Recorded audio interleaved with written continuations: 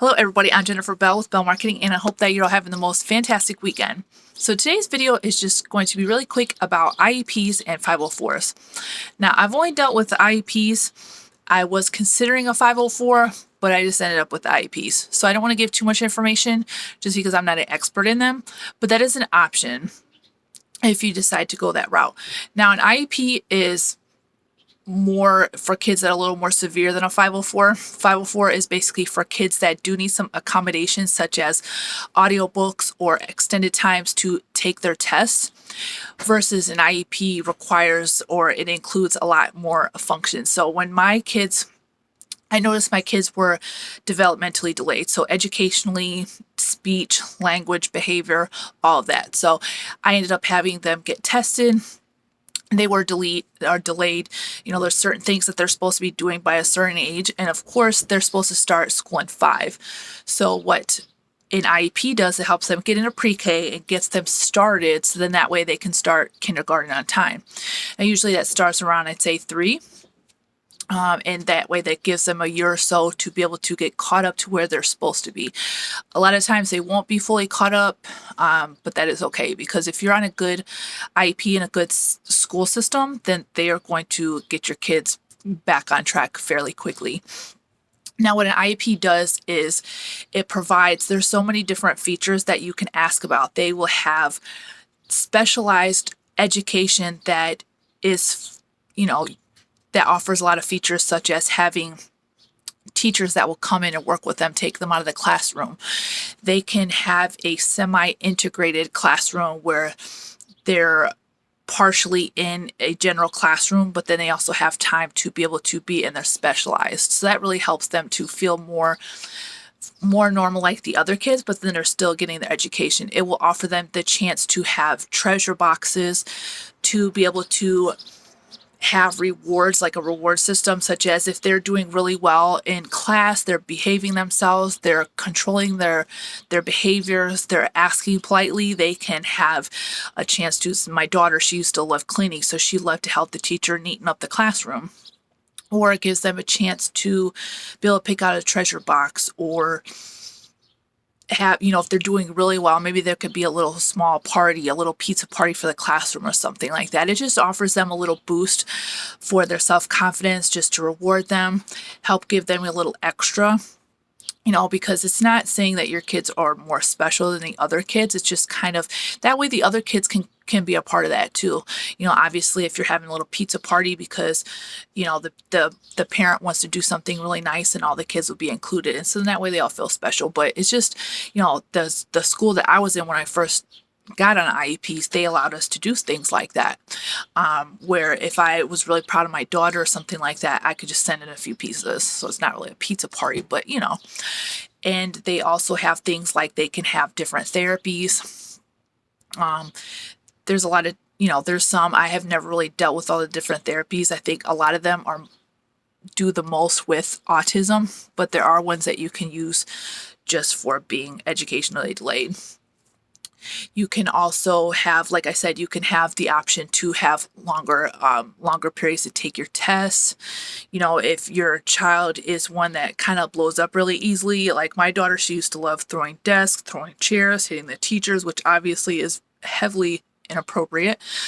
They would give her a place to kind of go and cool down. She could draw, she could read, something that's still beneficial to her brain, but then it's giving her a chance to cool off, just that she can realize that there's better actions that she could take. It's not rewarding them, it's just giving them a chance to cool down, because that's what we all need to learn, is how to think before we act, so that we're not just doing things that are either harmful to other people or harmful to ourselves. And I really love that option as well. You want to make sure that your kids are not. I had one school, and I'm not going to name names, but it was down in Florida, and they felt like it was appropriate to have a little windowless. I mean, there was a window, but it was like about this tall and like this narrow in the door, and it was basically like a cell. It was concrete, there was no padded floor, there was no seating, there was no books, there was very dim lighting, and then there was the door, a really solid door that you really couldn't see through. And so, you always want to make sure that you have a voice in your child's IEP. If you feel like something is inappropriate, you have the right to voice it. You have the right to complain about it and say that this is inappropriate. That, if your teachers are being very harsh on your child, then you can request a new teacher. You can transfer your child. I think a lot of schools are, at least the schools I've been dealing with, you can take them to other schools that are out of the area. You just have to drive them. But sometimes an IEP will provide transportation. So let's say if you're having a problem with one school, you just have gotten to the end of your rope, you just want to transfer them somewhere else. Sometimes it will be included in the IEP that there's transportation, so that way you don't have to miss work, you don't have to be late to work, or just the frustrations with trying to get them into a better school, even though they need one. There's a lot of different things to look into. You can definitely make complaints about whatever you want. Don't keep quiet about anything. Try and get your kids into school activities as well. Just because they're in IEPs doesn't mean that they can't excel in sports or other after school functions. Getting them to feel that self-confidence. Sometimes they'll feel like, they'll look at something and say, I don't like it. Well, how do you know? You never tried it. So I was trying to at least get them into an activity, have them try it, and then they'll realize they have self-confidence. Like my daughter, she didn't think she was going to like t-ball and tap dance. So I told her, let's just try them, see if you like them. If you don't like it after a certain amount of time, you don't just try it once and decide you don't like it. Try it for a little time, like a few weeks. And then that way, if you still don't like it, we could take you out. Then at least you could say that you don't like it. She loved both of them. That's a big thing with kids that are on IEPs too. They kind of feel, back in the olden days, there used to be a huge stigma around kids that were delayed. And I think as long as we just don't make a big deal out of it, it's something that needs to be spoke about. Everybody, I've been told, why are you so open about your child's IEP, them being delayed? Because it's not something that should hold her back. It's nothing that she should be ashamed about where you can't talk about it. This is something that kids go through for all kinds of reasons. It's either genetics, maybe bad water, maybe they've ate a lot of paint. There's all different kinds of things, a bad diet. There's all different kinds of reasons why the kids could be delayed, and I don't think it's something that we should feel like we can't talk about. We can't be open about it because there's other kids that are going through and don't have any idea where to start.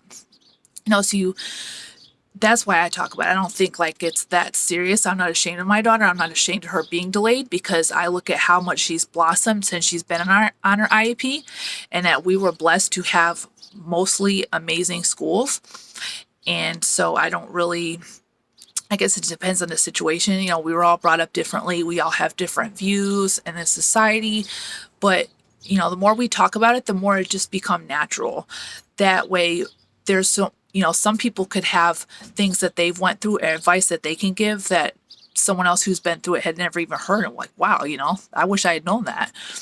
Maybe something else could help them in the future that they didn't think about. So, I just like to speak on it as much as possible, and I talk about it a lot just because it's something I've been through. I've been through it with 3 kids, and I'm about to go through it with a 4th. And I think it's very important that we have this knowledge out there so that people know where to start, so that they don't feel frustrated, because it can be. You're thinking, oh, my kids are delayed. Like, what did I do? I could have done this better. We're worried about all this stuff that we can't do anything about, instead of just moving forward and trying to figure out what the next steps are. So you definitely just want to go to there's always these parts of the school where they will have, you can set up to get your kids tested. And it's the special education department. And then you go there, you ask them, you tell them you want to have your kids evaluated, and you tell them what you think qualifies them for the IEP. The IEP is really the one that I would go for if your kids are really severely delayed. If they're like 5 and they're really on a 2-year-old level on a lot of things. Like my daughter was not doing a lot of things that she should have been, actually all of my kids. So I just knew off the bat, it was things that just were progressively, I was noticing more and more things. So I just felt like it was time. Since she went into pre-K, just like the other kids. You go there to get them tested. They will evaluate them. They will have them doing certain things. They will ask you a bunch of questions. It seems to be a long, grueling process, but if you think about in the future what you're looking for to gain for your child or your children, it's worth it, because you're having that specialized education that will help propel them forward and help them get back to get them on the track to living a normal life, because that's what we want, right? We want them to be able to live life just like any other child, because they're not different. They just got off track at some point, or they were just born off track and it just didn't come out till they were a little older, which is fine. It happens. But the goal is to get them to where they can live a life just like anybody else. It does not have to stop you from living a life unless you choose to. It doesn't define you. So we need to make sure our kids know that it's nothing that defines them. Don't make a huge deal out of it. You're not making comments like, "Oh man, you're so dumb," or something like that. They're not dumb. They're just behind. Make sure that they know that it is okay, that you're going to get them on track, and that they can have a good education just like any other kid. So those are just a few steps that you can take. Just take them to a special education department, get them evaluated. If they need to be on meds, they can incorporate that into the situation too. Tell them what kind of things have worked for you at home. If some things have worked for you with their behavior, or gotten them into want you to try new things, talk to the teacher about that. If they like certain games, if they like books, if they like treasure box, if they like earning little balls, like little bouncy balls or little toy cars, you can provide that. Give that to the teacher. They will provide a treasure box, even stickers, all that stuff. Actually, you'd think that, oh, you can just go to the store and get little erasers or pencils. Like for my kids, that all worked. They love stuff like that because it was still them earning something. It was still them getting something that was just fun, and oh wow, it made them feel accomplished. At the end of the year, provide a pizza party. Just tell them, especially if you have other kids in the classroom, they'll appreciate that. Make sure you go into the classroom, you're a part of your child's classroom. If they have volunteers or chaperones, go in. If you need to go in the classroom just to check up on them, you can do that too. You can set up with your teacher where you can sit in the back of the classroom, or you can kind of stare through the door just to keep an eye on them. And then that way you can kind of see. Sometimes the teacher will say, "Oh, your student was like this," and you'll be like, "Well, that's weird," because they don't act like that at the house. And then when you go up and see, you'll be like, "Oh my gosh," talk to them, talk to your teachers, make sure they know that you're on their side. Make sure you're both on the same page. You are when you're on an IEP, it opens up so many doors that you can literally pretty much ask for anything to help your child, and they will do it. I mean, most of the times you're going to have to pay for it. The teachers will, but I just really, you want to try to if you can, just because, the teachers there's already so much going on with what they have to provide for the classroom. And so I just really think that it should come for the parents.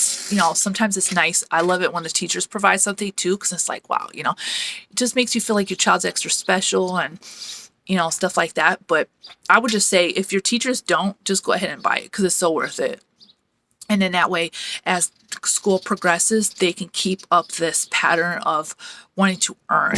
I used to think, well, isn't that kind of like bribing my kids to act right? Well, you think it does, but in reality, it's getting them used to that behavior of wanting to. It gets them feeling good, And after a while, they get older and they're not even going to want to earn that treasure box no more. It's just with the age progression, they just naturally just don't care about that anymore because they think they're too big.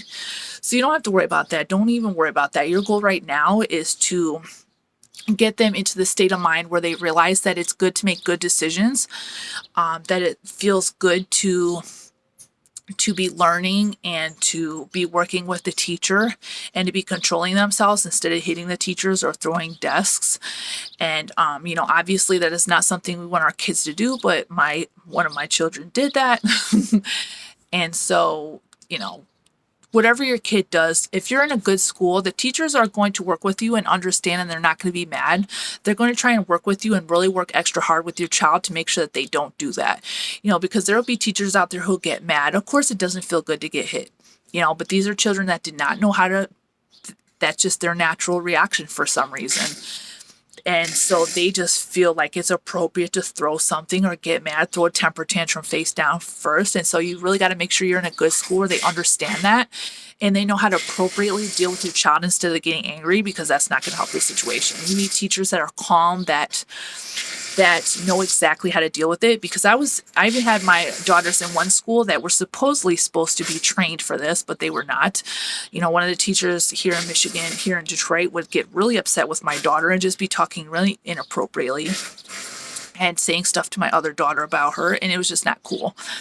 And so you have the right to make a complaint. If nothing is done, transfer your kids. Do not keep them anywhere where they're miserable. If they're being bullied by teachers, if they are not getting provided the resources that you're asking for, that work, you can transfer them somewhere else. Ask about transferring them, getting transportation. There's so many other things that you can ask for. It doesn't hurt to ask. You might know stuff that I didn't even realize that is important to your child, but maybe my child didn't use, so I didn't think about it. Always ask them, see what they can provide, what you can provide, and work together, because trust me, the teachers want to work with you. They want your suggestions, because they can come up with suggestions, but maybe that's not what works already. They want to use something that works already if they can, because then that's a proven track record. So just talk with them. It doesn't have to be difficult. It is scary. It was very scary having 3, and now I'm having a 4th, but because you just never know.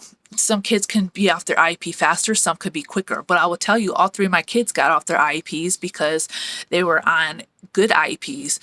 They had teachers that understood what it took for them to be able to work their way off of that. So that's just a huge thing. It's just realizing what you want, looking into it, seeing what your child needs, and finding the right school system.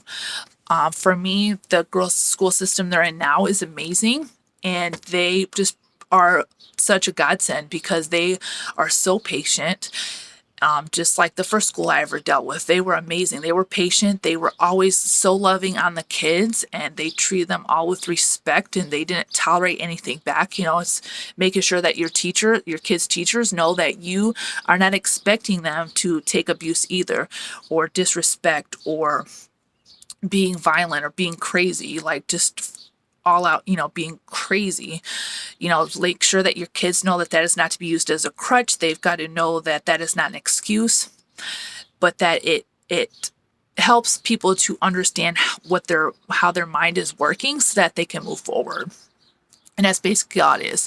Just knowing that they are not going to use it as a crutch, that is not an excuse just to start throwing things, start hitting people, start yelling at people.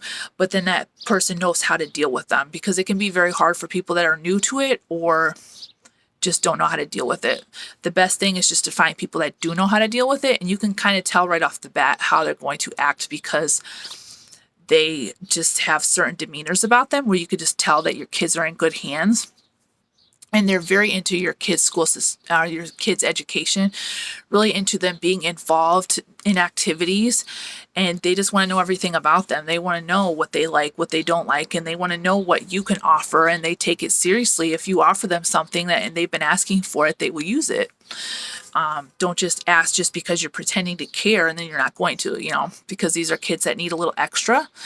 And so you just want to make sure that they are in the best possible system. You can have them on an IEP, but if they're in a bad school system where they're really not equipped for it, it's not going to help. You might as well just not have them on an IEP. So I hope these tips helped. If you have any further questions, you can comment below, and I'd love to help you work through this. I mean, like I said, it is pretty scary going through it the first time, but then you kind of get used to it. Most people only have 1, maybe 2, but having 3 at the same time and then a 4th, it's kind of one. My other 3 are not on them anymore, but just saying total, you just kind of get used to it, and it's not really a big deal anymore. Just knowing that they're in a good school, they're in good hands, that just really helps that I don't have to freak out, because while they're in school, you're worried about what they're doing, how the teachers are treating them, making sure they're in a school where bullying isn't heavily present. You can ask all those kinds of questions. All those things are important, just to make sure that it is a system where everybody is treated with respect and valued, and none of those short yellow jokes, because kids have issues. That's okay. We're supposed to be there to help them work through them, and it doesn't have to define them as long as they choose to not let it, or as long as no one else is making it a bigger deal than it has to be. So if you found value in this, hit the like button, hit the subscribe button, and also the bell so you can get all future notifications.